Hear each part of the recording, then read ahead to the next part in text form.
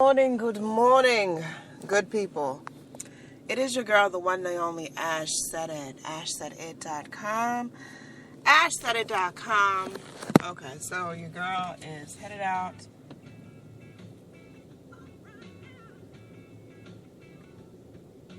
Oh boy. Oh boy. Your girl is headed out on the road, and yeah, headed out in a major, massive way, and oh boy, it's just craziness, y'all. You can't make this stuff up. I've tried to. I'm a creative person, but there's even just so much that I can do as a whole. There's only so much. If it's something that you really want, you're gonna have to devote the time to it. You're gonna have to make time for it. Now, if it's, oh, you want to be a dance instructor, but you've never taken a class, everybody has to start somewhere. Everybody has to start somewhere.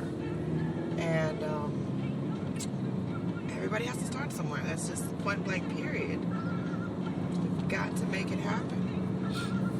And yeah, you gotta make that happen. Oh man, it's gonna be a real interesting talk that morning. Wow. Okay, anything that you want to happen, you've got to make the time. You've got to find the time. You've got to make a way. Otherwise, how badly do you really want it? How badly do you really want it? If you don't devote the time to it and nurture it and cultivate it and train, if that is what it is that you're having to do for whatever it is that you're trying to accomplish, you have to put in that time. You have to. There's no way around it. Trust and believe. There's no shortcuts in life. You have to. Now, on IG and a lot of the other social networks, I've posted up pictures, side-by-side pictures of me when I was over 278 pounds. And now to be at the 260, 270 range. It's not an easy thing. It's not an easy task.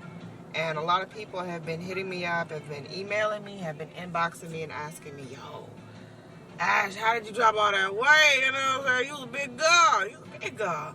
How you do that? And when I tell them,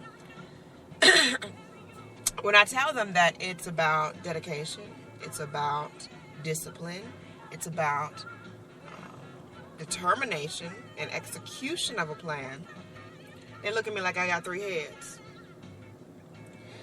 And I've just come to the conclusion that, unfortunately, in this day and age, in this time, everyone has the microwave mentality.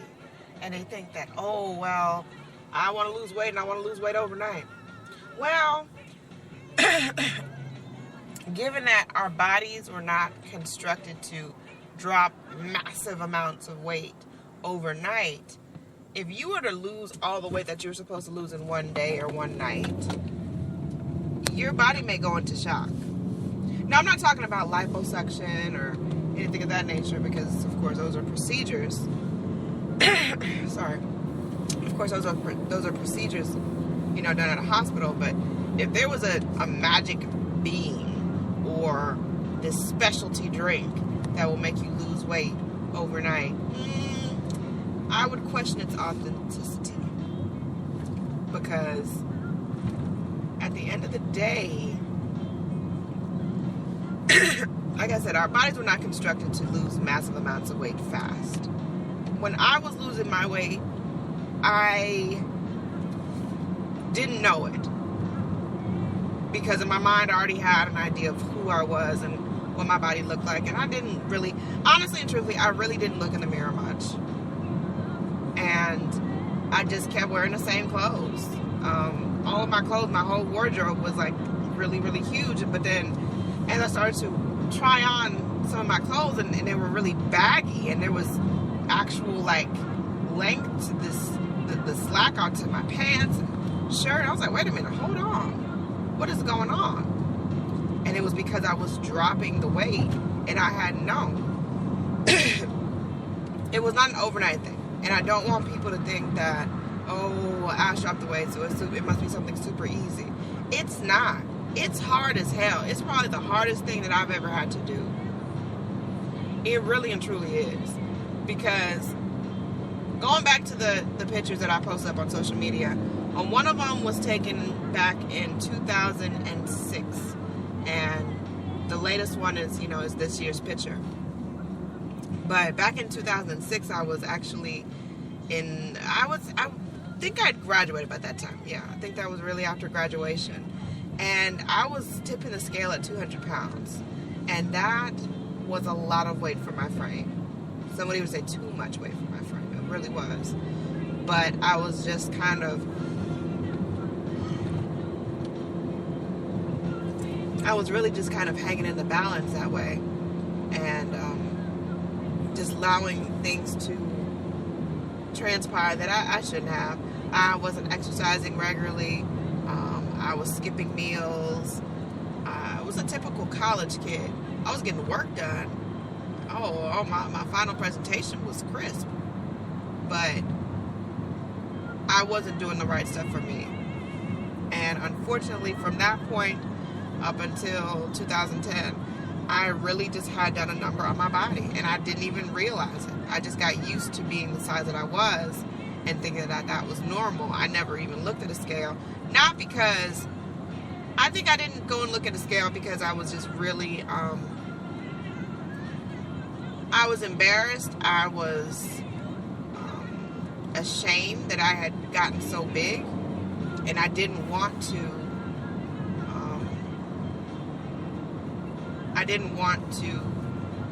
to utilize that. I didn't want that to be what it was. And yeah. And sometimes we deny ourselves, and even to this day, that's one thing with me. I when I go to the doctors or anything else that I may do like a certain checkpoint or whatever and check my weight, that's it. I don't weigh myself constantly because it makes me paranoid. And especially since I've been building muscle the last couple of years versus actual weight, and muscle is heavier than fat. So I don't like to weigh myself because I don't like to psych myself out, because if I weigh myself, I'm going to sit out there and it's going to be a sad situation and I'm going to be upset and blah, blah, blah, all that stuff. So, yeah, it's not a fun place to be in, trust and believe that. Not fun at all, but it happens. It definitely happens. So, I just want people to understand it's a gradual change. It's not going to be overnight. It's not going to be in a 6-month period.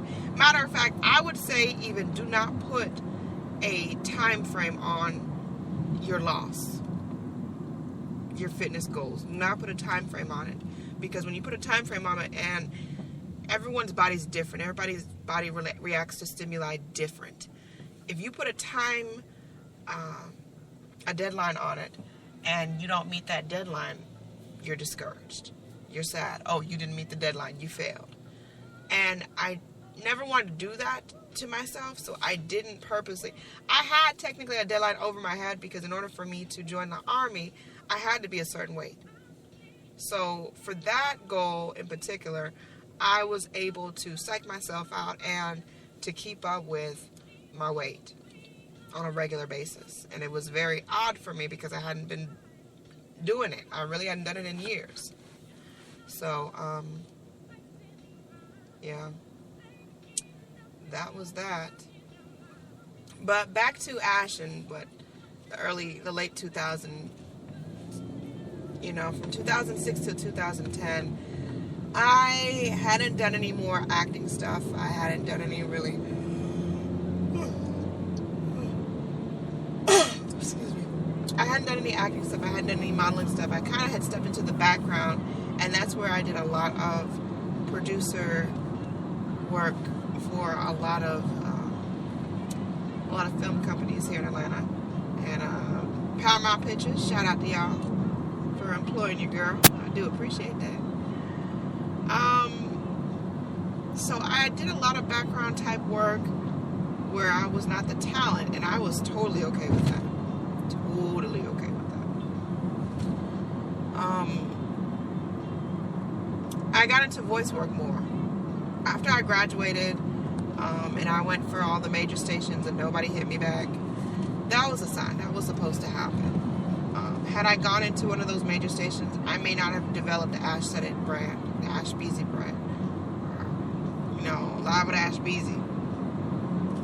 I may not have done that stuff because I would not have been in the mind frame to do it. So that was a part of that really came into play, and I was really, and I'm grateful for it. At the time, I was very disappointed. I was very sad. It made me feel inadequate. It made me feel like I had wasted my years. It made me feel just really devalued. But that was really what God needed to do in my life to promote me and to help me to get to that place that He needed me to get to.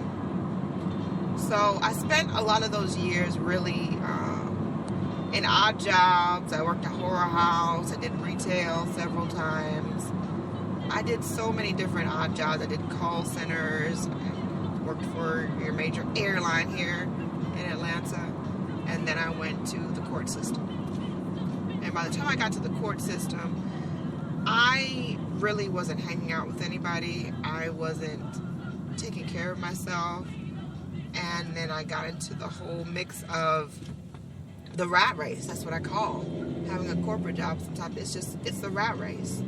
And I fell into the rat race. And when I fell into it, it became a cycle. I was working 12, 14-hour days, going home and crashing, only to wake up and do it all over again. I didn't have time to go to the grocery store. I didn't have time to make food from scratch. I didn't have time to socialize. I didn't have time for any of that stuff. So, unfortunately, those things really took a hit. And I needed fuel. I needed food. The drive-through window was my best friend. And I was eating that stuff, those poisons, those toxins, 3 times a day sometimes. Up to 3 times a day. That was crazy. That's like a quarter of my check. It's just crazy. Like when I sat down and actually wrote down everything and balanced everything out, I was like, oh my God, I can't believe that I was sitting up here spending this type of money on fast food. That was crazy. But I'm saying that now to tell you all that no matter what situation you're in, you can get out of it. There's no end all be all for everyone. No. You can get out of it. But you have to change your thinking. You have to change your mindset as to what you're thinking about, what you're trying to progress to. Because I recognized what the problem was, and I made a change. And so when I left my job, against some people's better judgment or whatever the case was, I knew what was best for me, and my mom stood behind me on it. And I left it, and I did some other odd job things, but it actually helped me refocus my energy on myself, and it really helped me to see me for me. Now, when I quit that 9 to 5 and that automatic money every month, I couldn't afford to go and eat fast food 3 times a day. That was not happening. And so, because that wasn't happening, a lot of that excess weight started to just kind of fall off. And I was like, oh, okay, all right, I can probably deal with this. And honestly, I couldn't even tell you when it fell off. I can just tell you, eventually I got to a point where I was like, wow, this is not how my body is used to being, but okay. And given that I was dealing with a lot of turmoil and family situations and things going on, to where my mind was completely not even on me, and so I didn't really have time to fully focus on, I need to do this, I need to do that. So as I continued to drop the weight, I really just started to take into account, take into inventory my body, because I'm the type of person where I should not be skipping breakfast. And for a lot of those years, I would either skip breakfast or I would overindulge. It was one of the two. And you can't do that. You can't do that. You can't do that. Your body is not made for that. Now, breakfast, they claim, is the most important meal of the day, and now I actually kind of believe it. Just because I've just been through so many different things when it comes to food dealings and things of that nature, that it is somewhat true. If I don't have breakfast within like 3 hours of waking up, I get these massive, terrible headaches. I mean, it's just ugly, and it's just like, it's crippling, and it's just a whole migraine type situation, and I just hate it. But that's my body having an alarm on itself and saying, hey, don't forget about us, Ash. We're here, we're hungry, feed us. And you take note of different things and different signals your body will give you, because it's not easy. And for those of you out there that, have sent me questions about, oh my gosh, how easy is it, or what's your secret? The secret is hard work. Set yourself a goal, stick to it, knock that goal out of the framework. Knock out the frame, just do it. But, yeah,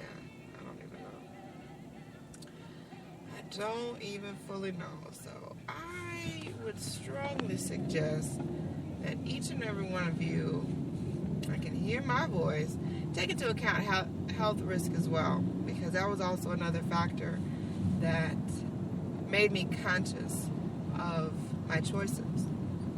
And I went to the doctor for my annual checkup, and they said that I was pre-diabetic. And I never heard that before. No doctor had ever said that to me. Nobody had ever hinted on anything, and it scared the living daylights out of me. And I said, you know what? No, I'm not doing that. We're not going down that street. And so that's really one of the catalysts that really shot me into being healthy and knowing what I was eating. Now, like I said, I was almost 200 pounds, and I'm a vegetarian. And shout out to my girl, Gia.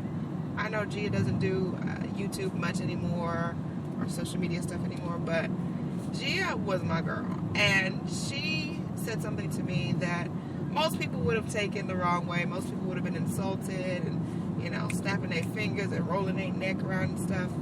But she said something to me that really resonated with me. It really made me wake up. And I wasn't a fitness guru, but I knew that I had to do different things to stay in shape. And I knew that some kind of physical activity would always help. So Gia and I were doing we were walking Stone Mountain Park.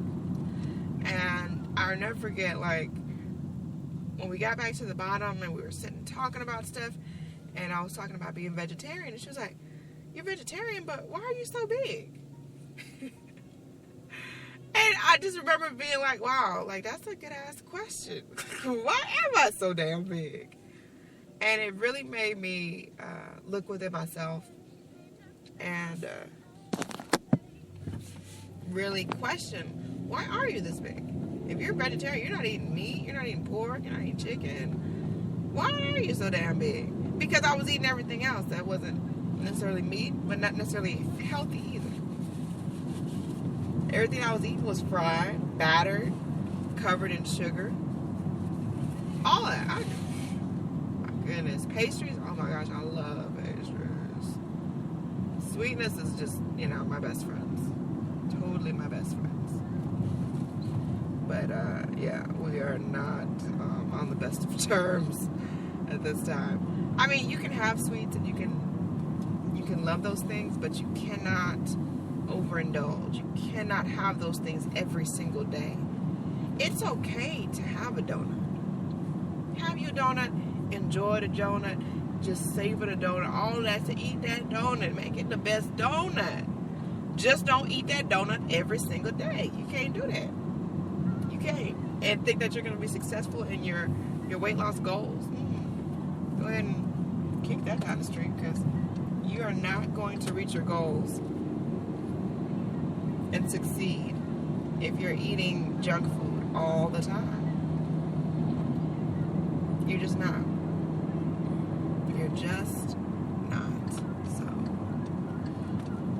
that is my little tidbit for the day. I don't want to bore you all, but that's been something that's been on my mind, on my heart. If you really want to do something, you make it happen. You find the time, you make the time. And a lot of times people are like, oh, I got these tight schedules. Oh, I got the kids. I got this and that. If you really want to do what you say you want to do, you will make time to make sure that it happens. You will. Point blank period. You will make the time. If not, then you won't. It's as simple as that. But thank you guys for listening to your girl. I've babbled on about myself way too much today. And I want to say a quick shout to the Hustlin' Honeys, Eye Candy Kickers. We got the Jamboree tomorrow. Stockbridge, GA. It goes down. It goes all the way down. So I love you guys. Keep doing what you do. And we'll continue to push it forward. I want to thank each and every one of you for all of your support, all of your love, and we will continue to move it. And I love y'all. Info@ashsaidit.com, info@ashsaidit.com, 800-274-4936. One Love Ash across social media. So that's Kik, that's Instagram, that's Twitter, that is everything. Just if you do a search of One Love Ash, you'll see all my stuff. But it's the number one, Love Ash. I'll holler at y'all later. Have a great, fantastical Friday. Yeah.